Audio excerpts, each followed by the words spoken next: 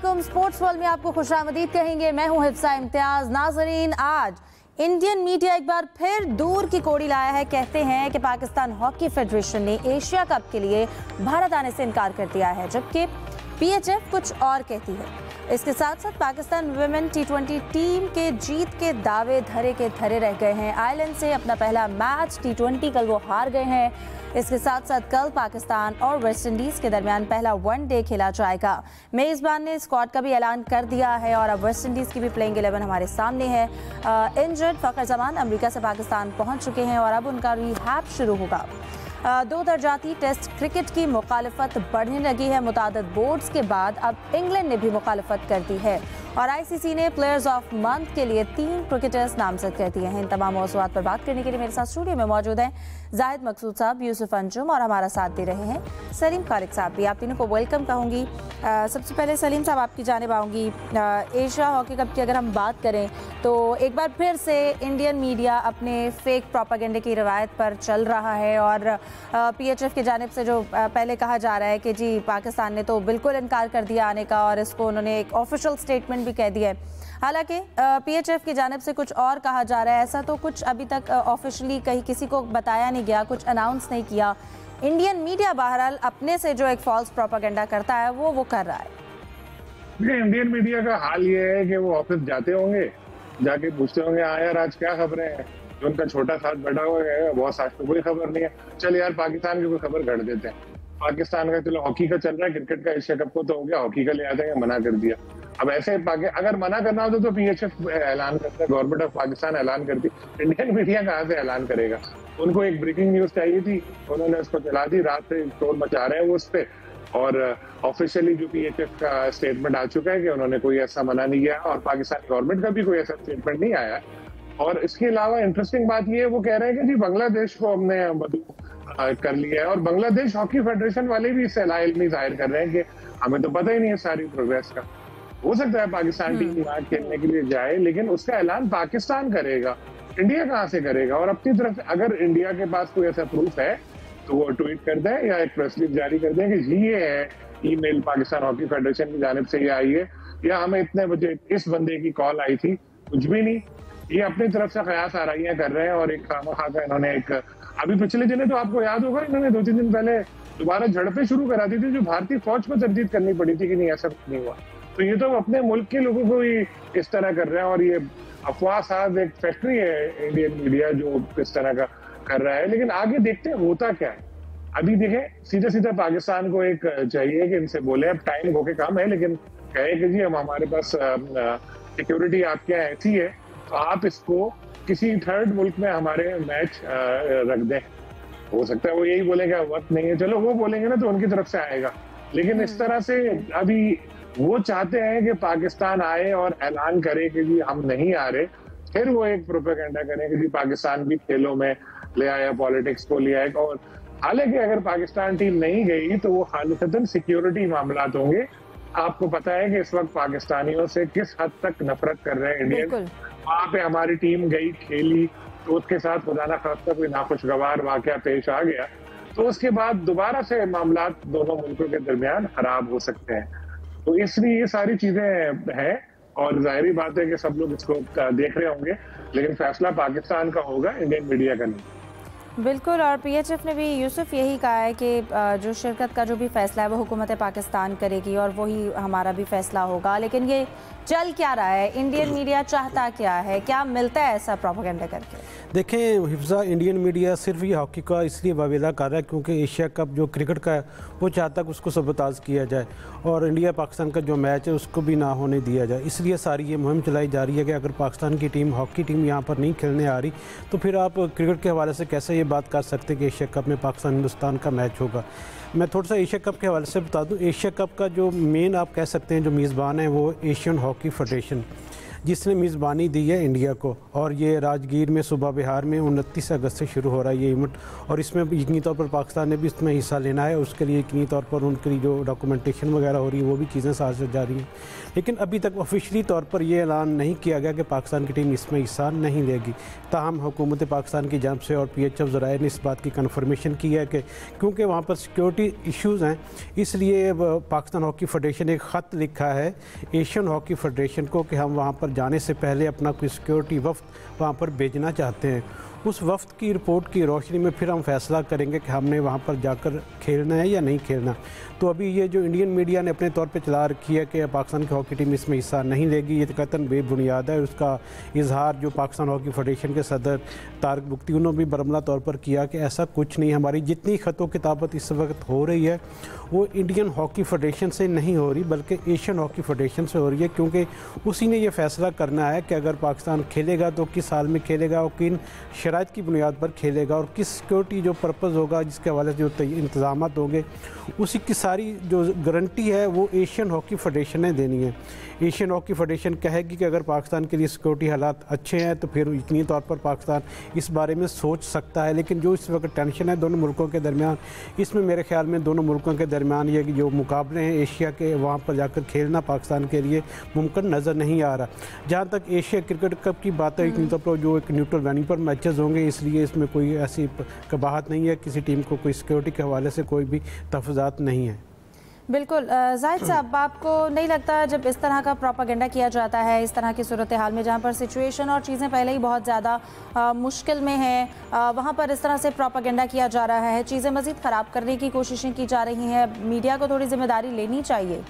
ऐसा देखें, पाकिस्तान और भारत के तल्लुकात तो कभी भी मिसाली नहीं रहे और ख़ास तौर पर ये भारतीय जंगी जुनून का जो वाक़या हुआ था इससे पहले कदरे बेहतर थे। लेकिन जब से खैर नरेंद्र मोदी आए हुए हैं, वो जो इंतहा पसंद पहले ज़रा खामोश रहते थे उनको मज़ीद शय मिली और इससे जो है तल्लुकात मज़ीद बिगड़े, फिर जंग शुरू हो गई।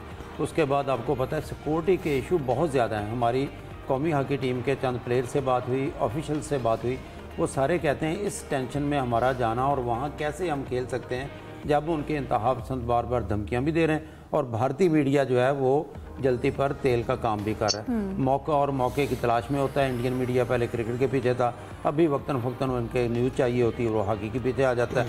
अब PHF कह रही है हमारा ना तो इंडियन हॉकी फेडरेशन से कोई तल्लक है, ना रब्ता है, ना हमने रखा है रब्ता, और अगर हमारा ये कॉन्ट्रैक्ट होता है तो एशियन हॉकी फेडरेशन से होता है। ऐसा अभी तक नहीं हुआ। हम हुकूमत की तजवीज़ का यानी उनकी इजाज़त का मुंतज़र हैं और अगर हुकूमत इजाज़त देती है, क्योंकि सिक्योरिटी एक बड़ा मसला है। ये जैसे इंडियन अखबार ने खबर दी थी, उनके रिपोर्टर ने खुद कहा कि पाकिस्तान हॉकी फेडरेशन ने सिक्योरिटी की बुनियाद पर आने से इनकार कर दिया, गोया कि उनको एहसास है कि वो सिक्योरिटी पाकिस्तानी टीम को दे नहीं पाते। जब से ये सिलसिला चला है और एक दफ़ा PHF के एक आला ओहदेदार ने बयान भी दिया था कि सिक्योरिटी की अगर यकीन दहानी कराएं तो फिर इम्कानात बढ़ जाएंगे, और उधर से ऐसी कोई सिक्योरिटी की यकीन दहानी पाकिस्तानी टीम को नहीं दी जा रही। तो अभी तक तो ऑफिशियली ना इनकार किया पाकिस्तान ने, ना इनकार किया पाकिस्तान हॉकी फेडरेशन ने। तो खामखा एक चीज़ को बात का पतंगड़ बनाना और बहुत ही अच्छी तजवीज़ होती अगर ये बहुत पहले कहा जाता और किसी तौर से वे हॉकी फेडरेशन भी हो सकता है इस अब इतना टाइम ना हो कि उनको मजबूर कर सके कि न्यूट्रल वेन्यू पे अगर क्रिकेट के मैच जा सकते हैं, बाकी इवेंट्स भी जा सकते हैं, तो इसी तरह से चले जाए। क्योंकि भारत इसको मानेगा नहीं, क्योंकि बड़े इंटरनेशनल इवेंट की मेज़बानी करना चाहता है भारत और उनके होस्टिंग के राइट लेना चाहता है, उनके लिए भी बड़ा मुश्किल होगा। लेकिन कम से कम एक स्टांस तो होगा पाकिस्तान का। लेकिन अभी हमारे ज़राए जितने भी बताते हैं और पाकिस्तान हॉकी फेडरेशन के और हुकूमत गौर ज़रूर कर रही थी इस पर, ताकि तेल देखो और तेल की धार देखो। हो सकता है टाइम के साथ साथ सिक्योरिटी की यकीनदानी भी हो और थोड़ा सा होश के नकल मिले इंडियन मीडिया भी और भारतीय हुकूमत भी, जो हमसे तवक्को नहीं है, तो फिर इसका बाकायदा कोई अनाउंसमेंट होगी। अभी तक इसकी कोई बाकायदा ऐलान नहीं किया गया। बिल्कुल सलीम साहब, आपकी जानिब आना चाहूँगी। कल हमने देखा कि कल पाकिस्तान और आयरलैंड का मैच भी था, सेलिब्रेशन भी हुई, सादिया इकबाल की सालगिरह थी, उसको बड़े अच्छे तरीके से सेलिब्रेट किया गया। और कल के मैच में पाकिस्तान की जो टीम है वो भी फेवरेट थी, लेकिन उसके बावजूद भी नताइज जो हैं वो बहुत मुख्तलिफ रहे। पाकिस्तान अपना मैच आयरलैंड से हार गई, विमेन टीम का ये मैच था। क्या लगता है कंडीशंस मुख्तलिफ थी, टीम की जो प्लेइंग 11 बनाई गई थी वो सूटेबल नहीं थी? देखिए 143 रन का हदफ कोई इतना बहुत बड़ा नहीं था। फातिमा ने बॉलिंग भी बड़ी अच्छी की थी, 4 प्लेयर आउट कर सकी थी। अगर थोड़ी सी जिम्मेदारी लेती हमारी बैटर्स खेलती तो फिर जीत सकता था पाकिस्तान ये मैच। आखिर में थोड़ा क्लोज मैच गया, लेकिन जिस तरह की आयरलैंड की टीम है, अगर आप सबका रिकॉर्ड देखें तो पाकिस्तान को इनके ऊपर बहुत ज्यादा सबकत हासिल है। वुमेन टीम को भी हमारी ज्यादातर मैचेस हमने ही जीते हुए, तो हमें ये मैच जीतना चाहिए था। लेकिन कंडीशंस का अभी बहाना बना लें या कुछ कर लें, जो भी अभी कहेंगे कि भाई अभी तो हम गए थे थोड़े दिन पहले ही, अभी आहिस्ता आहिस्ता हो हमारी फॉर्म वापस आएगी, यही होगा। लेकिन बैटिंग है ना, ये पाकिस्तान का एक मसला है। चाहे वो पाकिस्तान की सीनियर टीम हो, मेंस की या वुमेन्स टीम हो, सबके साथ ही ये इशू है कि, और ये भी अब एक इशू हो गया है कि अपने से जो थोड़ी कमजोर टीम होती है उससे हार जाते हैं, चाहे मेंस हो या वुमेन्स हो। तो कहते हैं ना, खवातीन मर्दों के शाना बशाना चलती हैं हर जगह, तो यहाँ शिकस्तों में और छोटी टीमों से हारने में भी खवातीन मर्दों के शाना बशाना चल रही है पाकिस्तान की। और मगर आई होप कि अगले मैच में इनकी परफॉर्मेंस में बेहतरी नजर आएगी।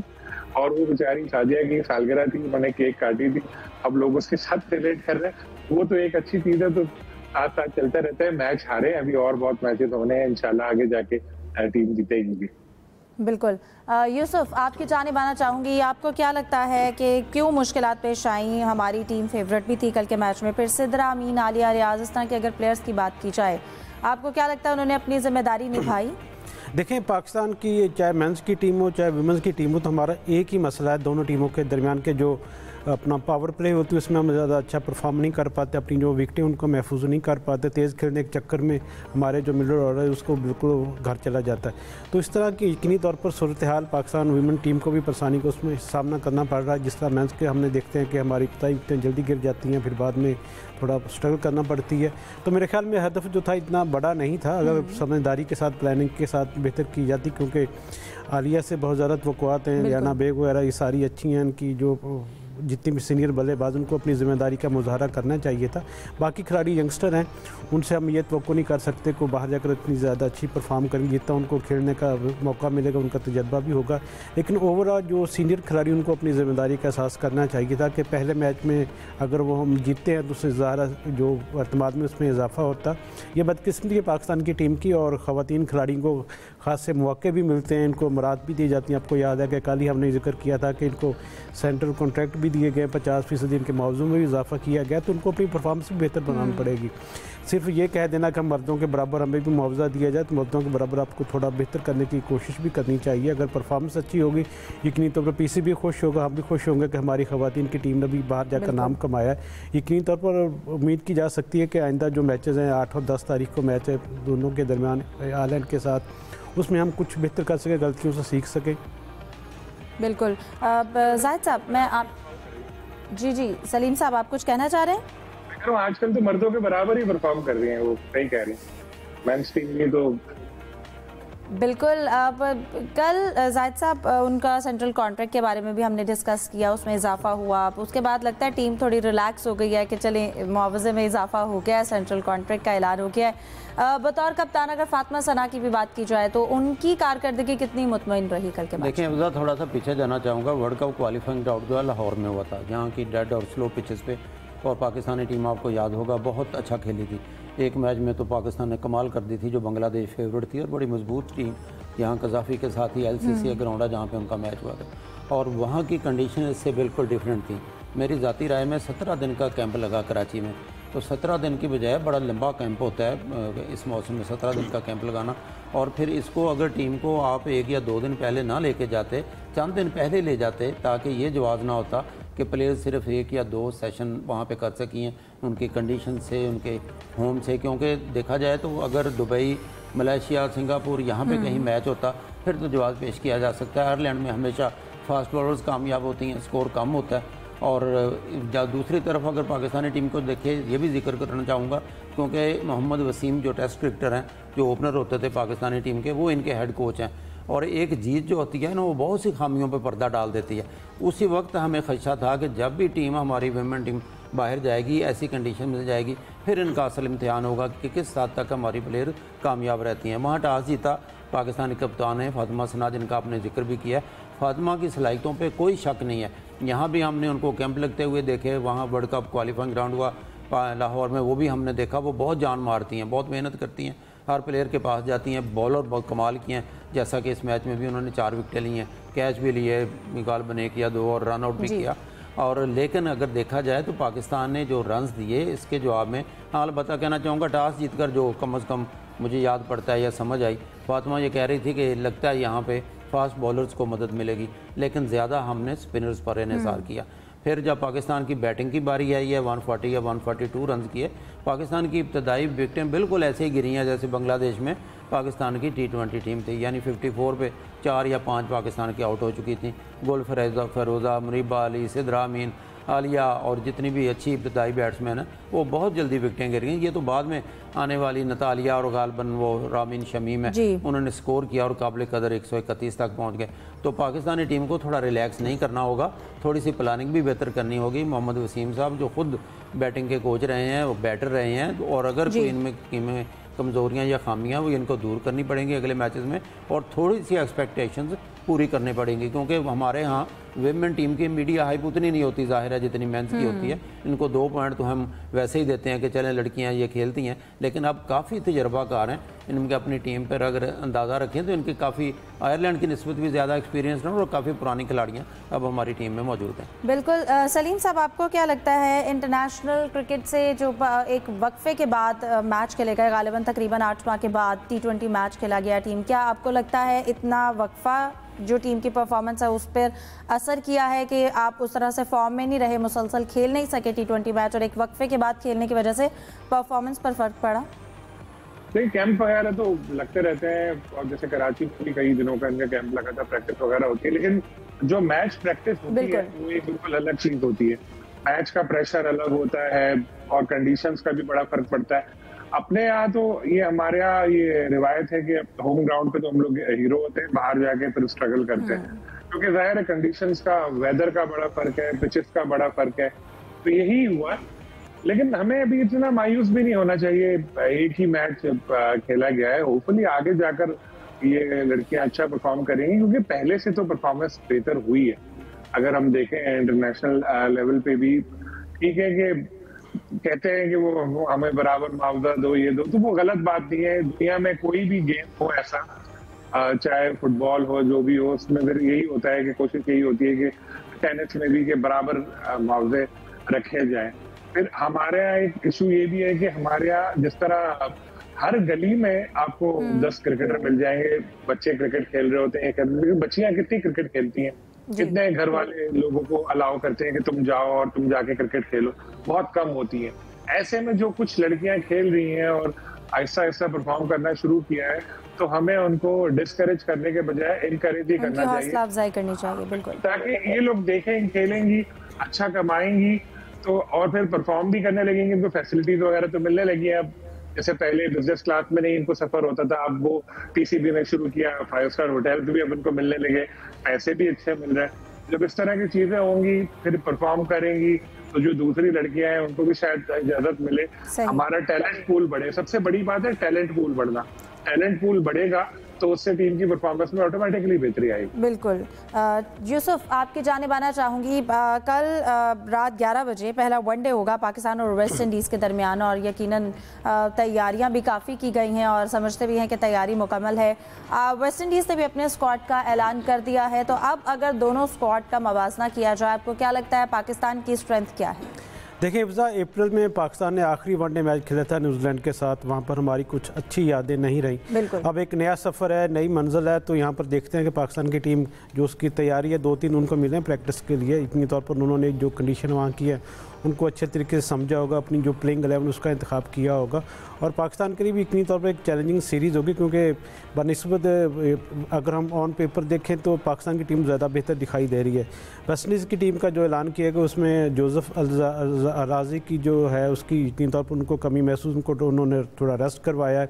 नए खिलाड़ी भी उनके साथ अच्छे उन्होंने कम्बिनेशन एक दिखाई दे रहा है। इसमें बहुत से ऐसे खिलाड़ी जो T20 स्क्वाड में पाकिस्तान के खिलाफ खेल चुके हैं, उनको तजर्बा थोड़ा सा हासिल है कि पाकिस्तान की जो बॉलिंग बॉलिंग वो कैसी है। अब असल इम्तिहान होगा पाकिस्तान की बॉलिंग और वेस्ट इंडीज़ की बैटिंग का। यकीनी तौर पर इसमें अगर फील्डिंग के हवाले से देखें, फील्डिंग भी हम तो पाकिस्तान की टीम को थोड़ा सा मार्जिन में ज़्यादा दूंगा कि पाकिस्तान की फील्डिंग थोड़ी सी बेहतर उसमें हुई है, जबकि जो T20 स्क्वाड था, जो उस सीरीज़ उसमें भी हमने देखा कि वेस्ट इंडीज़ की जो फील्डिंग का मैार था इतना ज़्यादा अच्छा नहीं था। अब बाबर आजम, मोहम्मद रिजवान, अब्दुल्ला शफीक, शाहीन शाह अफरीदी, हारिस रऊफ़ तो यकीनी तौर पर इसमें अपना किरदार अदा करते हुए नज़र आएंगे। और मेरे ख्याल में सुफियान मुकीम का किरदार इसमें ज़्यादा अहम हमें दिखाई देगा। इसके साथ हसन अली की कमबैक हुआ है, उनसे भी बहुत ज़्यादा तवक्कुआते हैं। तो बाजार मुझे लगता है कि पाकिस्तान की टीम इस सीरीज़ में ज़्यादा बेहतर परफॉर्म करने में कामयाब रहेगी। यहाँ पर ये जानना ज़रूरी है कि सुफियान मुकीम प्लेइंग 11 में होंगे। सुफियान मुकीम की जिस तरह की परफॉर्मेंस उसके बाद मेरे ख्याल में कप्तान जो हैं वो कभी उसको ड्रॉप करने की कोई ज़रूरत नहीं करेंगे, जबकि माइक हैसन की उनकी क़यादत सलाहियतों से अब खासा उसका एतराफ़ कर चुके हैं कि हमारे पास अच्छा टैलेंट है। सुफियान मुकीम ने यकीनी तौर पर इतनी ज़्यादा विकटें नहीं ली T20 सीरीज़ में, लेकिन उनकी जो स्ट्राइक रेट उनकी औसत थी वो काफ़ी एवरेज अच्छी थी और उनकी जो मौका भी तो कम मिला ना। बिल्कुल ऐसा ही है, जितना उनको ज़्यादा मौका मिलेगा मेरे ख्याल में, जिस तरह माजी में तौसीफ अहमद पाकिस्तान के किरदार अदा करते रहे, तौसीफ की तरह सुफियान मुकीम भी अच्छा, स्क्वैन मुश्ताक की तरह ये पाकिस्तान बिल्कुल एक अच्छा कॉम्बिनेशन बनाने की ज़रूरत है। जाहिद साहब, इस वक्त पाकिस्तानी टीम रैंकिंग में चौथे और वेस्ट इंडीज़ 10वें नंबर पर है। आपको क्या लगता है इस सीरीज़ की जीत से किस टीम को कितना फ़ायदा हो सकता है? देखें, ये बात तो फिर वहीं जाएगी जैसा PCB ने कोशिश की थी कि 3 वनडे मैचेस की जगह पर T20 मैचेस की तादाद बढ़ा दी जाए, और पाकिस्तान ने, क्योंकि अमेरिका में दोनों टीमों ने मैचेस खेलने थे, फिर यहाँ भी T20 मैचेस हो जाएँ, वर्ल्ड कप की तैयारी का मौका मिले। लेकिन गालिबन वेस्ट इंडीज़ क्रिकेट बोर्ड और ख़ास तौर पर उनके जो हेड कोच डैरन समी हैं, उनका ख्याल होगा, क्योंकि वर्ल्ड कप जो 2023 में हुआ था उसमें बदकिस्मती से 2 बार की आलमी चैम्पियन टीम जो है वो वर्ल्ड कप के लिए क्वालिफाई भी नहीं कर सकती, क्वालिफाइंग राउंड में इब्तिदा में ही हार गई थी। और वो अपनी वनडे टीम को बेहतर बनाना चाहते हैं, अपने प्रैक्टिस देना चाहते हैं अपने प्लेयर्स को। अभी जो यूसुफ साहब भी जिक्र कर रहे थे, उन्होंने अपने स्क्वाड का नाम अनाउंस किया, तो अलजारी जोसेफ जो है वो गुज़श्ता जो उनकी लास्ट सीरीज़ थी इंग्लैंड के ख़िलाफ़, उसमें उन्होंने हाईएस्ट विकेट टेकर थे वो वेस्ट इंडीज़ की तरफ से। हालांकि वो तीनों मैच वेस्ट इंडीज़ की टीम इंग्लैंड में खेलते हुए हार गई थी, उन्होंने 7 विकेटें ली थी, लेकिन इस मैच में वो शामिल नहीं है। फिर T20 में पाकिस्तान के लिए सबसे बड़ा ख़तरा बने थे, आपको याद होगा, जैसन होल्डर। वो भी अभी 4 प्लेयर ऐसे हैं जो T20 में पाकिस्तान के ख़िलाफ़ खेले थे, लेकिन यहाँ उनको शामिल नहीं किया गया। तो फिर भी इसके बावजूद, क्योंकि होम ग्राउंड है, ईजी नहीं लेना चाहिए। और जैसा आपने कहा किस टीम को फ़ायदा होगा, 100% डैरन समी की ख्वाहिश होगी, उनकी टीम की ख्वाहिश होगी कि कम अज़ कम वर्ल्ड कप के लिए, अगले वर्ल्ड कप क्वालिफाई करने की। वो क्वालिफाई नहीं करेंगे, अगर वो सीरीज़ जीत भी जाते हैं तो उसकी उम्मीद को वो जिंदा रखें। तो वैसे तो मैं समझता हूँ पाकिस्तानी टीम उनसे काफ़ी बेहतर है। जाहिर है पाकिस्तानी टीम में भी कोई 4 प्लेयर तो जो है बड़े अरसे के बाद आए हैं। फिर बाबर और रिजवान का हम बार बार जिक्र करते हैं, फिर जैसा यूसुफ साहब जिक्र करते थे सुफियान मुकीम का। अब देखना ये होगा कि अब वहाँ पे क्या मोहम्मद नवाज़ को शामिल करते हैं, स्पिन अटैक कितना मजबूत करते हैं, क्योंकि इब्रार भी टीम के साथ हैं जो हमेशा खेलते हैं वनडे मैचेस। बिल्कुल उम्मीद करते हैं पिच की कंडीशन को देखते हुए जो स्क्वाड है, बॉलिंग अटैक बैटिंग, उसको जो है वो बनाया जाए। सलीम साहब, जाहिद साहब भी जिक्र कर रहे थे, डैरन समी की जानिब से भी ये कहा गया कि हम ये जीत कर वर्ल्ड कप क्वालिफाई करने की उम्मीद को जिंदा रखना चाहते हैं। यकीनन ये सीरीज़ जीतने से क्वालिफाई नहीं करेंगे, लेकिन फिर भी उनके लिए ये सीरीज़ जीतना बहुत ज़रूरी है अपनी रैंकिंग को देखते हुए। झगड़ा ही यही था, इसीलिए तो उन्होंने वनडे मैचेस खत्म करके T20 में नहीं बदले। PCB कह रहा था T20 करो, मैं एशिया कप वर्ल्ड कप की तैयारी करने। वो कहते हैं भाई हम लोग के लिए वर्ल्ड कप के लाले पड़ जाएंगे, क्योंकि रैंकिंग में पाकिस्तान टीम आगे है ना और वेस्ट इंडीज बहुत पीछे। होता ये है कि जो पीछे की टीमें हैं वो अगर किसी अपने से बेहतर इब्तिदाई रैंक टीमों को हराए तो उससे उनको फायदा भी ज्यादा होता है रैंकिंग में ना।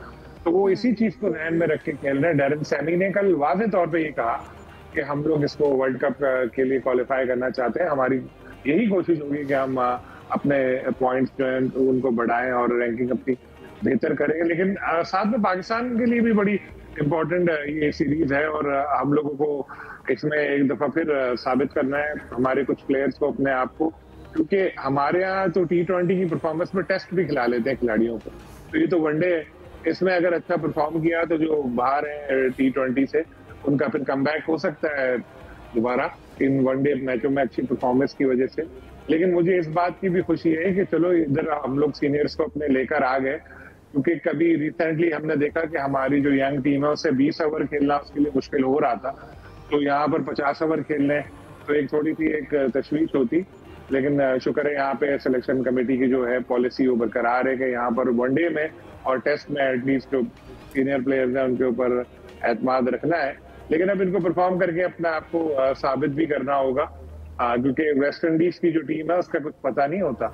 अगर वो चल गए तो फिर कुछ भी कर सकते हैं, और अगर फ्लॉप हुए तो 25 रन पे भी ऑल आउट हो सकते हैं। लेकिन अच्छी सीरीज होगी। अभी क्राउड की इंटरेस्ट इतना लग नहीं रहा उधर, क्योंकि अमेरिका में भी लोग देखने नहीं आए, क्योंकि जब से वेस्ट इंडीज की टीम ऑस्ट्रेलिया के खिलाफ बहुत कम स्कोर पे आउट हुई है और मुसलसल हार रही है और पाकिस्तान की परफॉर्मेंस अच्छी नहीं है, क्राउड का इंटरेस्ट कम हुआ है। अमेरिका में भी लोग नहीं आए थे, by one get one offer लगाई थी इन्होंने, यहाँ भी अभी बाय वन गेट वन की ऑफर लगाई है ताकि ज्यादा से ज्यादा शायकीन आए। टीम अच्छा खेलेगी, अच्छे मैच होंगे तो अगले मैचों में फिर क्राउड भी बढ़ेगा। बिल्कुल, और एक अच्छा मैच हो इसकी उम्मीद रखी जाती है और नताइज जो है वो पाकिस्तान के हक में जाए, हम लोग यही दुआ भी करते हैं। डिस्कशन को जारी रखते हैं, एक ब्रेक के बाद हमारे साथ रहिए।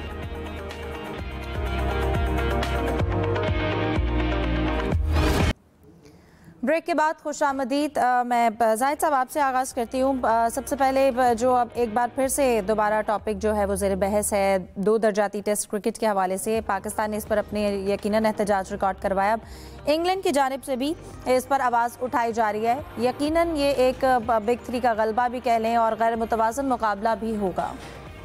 देखिए, ये सिंगापुर में जो इजलास हुआ था ICC में, उसमें एक तजवीज़ ज़ेर गौर आई थी जिसके लिए कमेटी बनाई गई थी, और ताकि 2 दर्जाती क्रिकेट से मुराद ये है कि इब्तदाई 6 टीमें जो हैं 6 टीमें अलग खेलें और दूसरी 6 टीमें जो हैं वो आपस में टेस्ट क्रिकेट अलग खेलें। और PCB, Bangladesh cricket board, New Zealand ये इस पर पहले खामियां इसको करार दे चुके हैं, गलत करार दे चुके हैं, ज़्यादती करार दे चुके हैं कि जब तक वो टीमें जो पीछे हैं दर्जाबंदी में वो जब तक अच्छी टीमों के साथ नहीं खेलेंगी तो क्रिकेट प्रमोट नहीं होगी। इस तरह से अब इंग्लैंड क्रिकेट बोर्ड के जो चेयरमैन थॉमसन है, उनका भी ये कहना है कि इसकी खामियां दूर की जाएँ, ना कि इनको तबकाती किस्म का 2 दर्जों में तो तकसीम कर दिया जाए। और ऑस्ट्रेलिया के जो CEO हैं उन्होंने खुलकर मुखालफत नहीं की, लेकिन बहुत खुलकर हमायत भी नहीं की। उनका ये मौक़िफ़ है कि अगर इसमें कोई खामियां दूर की जा सकती हैं वो करनी चाहिए, लेकिन अगर ओवरऑल क्रिकेट में बेहतरी है, क्योंकि वो कहते हैं West Indies, Pakistan, south Africa, ये बाकी जो टीमें हम चाहते हैं उनकी भी क्रिकेट फ़रोग हो ताकि तमाम टीमों को फ़ायदा इसी सूरत में मौका मिलना चाहिए। हाँ, अगर जो है इनको तकसीम ना किया जाए। बिल्कुल। सलीम साहब, मैं आपकी जानिब आना चाहूँगी। वसीम अकरम ने भी आज कह लें कि बाबर आजम के हवाले से उन्होंने खुलकर बात की है, उनका टीम में होना ज़रूरी है। आपकी उनसे गुफ्तगू भी हुई, क्या कहते हैं? बिल्कुल, वसीम अकरम के बारे में पहले ये था कि वो बाबर को इतना पसंद नहीं करते, क्योंकि वो एक ही टीम में थे कराची किंग में वसीम अकरम, जहाँ पे एक मेंटोर थे बाबर के साथ। एक उनकी बड़ी वीडियो भी एक आई थी कि वो बाउंड्री से कुछ उनको समझाने की कोशिश कर रहे हैं। फिर लोग काफी बाबर आर्मी जो सोशल मीडिया की वसीम अकरम के पीछे भी पड़ी थी। लेकिन वसीम अकरम जो है अमूमन बात करते हैं तो एक सही बात करते हैं जो मेरिट पे होती है। तो उनको अब लग रहा है कि जी, जैसे हम लोगों को भी ऐसा महसूस हो रहा है कि एशिया कप में इंडिया जैसी स्ट्रांग टीम है और हम हमेशा यही बात करते हैं कि 3 मैच भी हो सकते हैं, तो वहां पर हमारे पास ऐसे बैट्समैन होने चाहिए जो इनिंग को साथ लेके चले। तो वसीम अकरम ने भी यही बात की है कि एक सीनियर की जरूरत होगी और बाबर अभी भी पाकिस्तान टीम के लिए T20 में बड़ा इंपॉर्टेंट रोल प्ले कर सकते हैं, उनको स्क्वाड में रखना चाहिए। तो अभी आहिस्ता आहिस्ता एक मोमेंटम बन रहा है बाबर के हवाले से, देखते हैं होगा क्या। लेकिन कल भी मैंने कहा था, मेरी जाती राय है कि शायद वो आ जाए। बिल्कुल ठीक है। यूसुफ, मैं आपकी जानिब आना चाहूँगी। ICC ने प्लेयर्स ऑफ मंथ के लिए 3 प्लेयर्स जो हैं उनके हवाले से मुकाबला, Shubman Gill, Ben Stokes, Brian Mulder. आपको लगता है इस अरसे में कौन बेहतर रहा? देखें, ये अच्छी बात है कि ICC ने प्लेयर ऑफ मंथ का आगाज़ कर रखा है, जिसकी हौसला अफजाई मकसद होता है कि खिलाड़ी की हौसला अफजाई की जाए कि जो जिसने सीरीज़ में अच्छा परफॉर्म किया। तो मेरे ख्याल में शुभमन गिल की परफॉर्मेंस इतनी तौर पर हम समझते हैं कि काबिल रश्क है। उन्होंने जिस तरह टेस्ट सीरीज़ में अपनी परफॉर्मेंस से सेंचुरी उन्होंने स्कोर की, अपनी टीम की कामयाबी में किरदार अदा करने की कोशिश की है। तो मेरे ख्याल में जो ज़्यादा वोटिंग है, क्योंकि सारा ये चीज़ें जो होती हैं इंतखाब होता है ये वोटिंग के ज़रिए होता है, जिसमें फैन भी हिस्सा लेते हैं, जो क्रिकेट के माहिर है वो भी हिस्सा लेते हैं। और खिलाड़ियों की यकीनन जो अप्रिसिएशन है उसके लिए बहुत ज़रूरी है। यूसुफ, प्रोग्राम का वक्त ख़त्म हो जाता है। तीनों मेहमानों का बहुत शुक्रिया। आज के प्रोग्राम से दीजिए इजाज़त। अल्लाह हाफ़िज़।